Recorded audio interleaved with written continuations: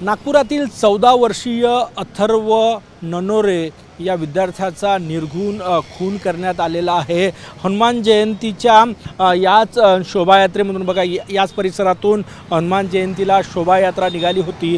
या शोभायात्रेतूनच अथर्वला किडनॅप करण्यात आलं आणि काल उशिरा त्याचा मृतदेह एका पोत्यामध्ये बांधलेला अवस्थेमध्ये भरतवाडा परिसरात आढळून आलेला आहे। आपण बघू शकतो ज्या परिसरात अथर्वचं घर आहे त्या परिसरात मोठ्या प्रमाणात पोलीस बंदोबस्त जो आहे तो तैनात करण्यात आलेला आहे। कारण की गेले 2 दिवस या परिसरात मोठ्या प्रमाणात प्रोटेस्ट झालं, आंदोलनं झाली, त्यामुळे तणाव निर्माण होऊ नये यामुळे या ठिकाणी दंगा नियंत्रण पथक आणि मोठ्या प्रमाणात पोलीस फोर्स जी आहे ती तैनात करण्यात आलेली आहे। आपसी वादातून किंवा कुठल्या आर्थिक देवाणघेवाणीच्या शंकेवरून वडिलांच्या अथर्वचा अपहरण करून हत्या केल्याचा संशय पोलिसांना आहे।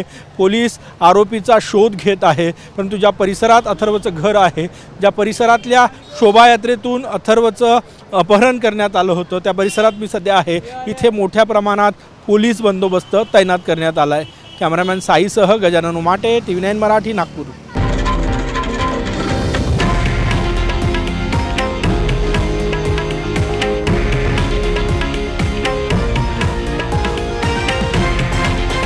हे आहे देशातील नंबर 1 न्यूज नेटवर्क आणि आपण पाहत आहात TV9 मराठी, एकमेव।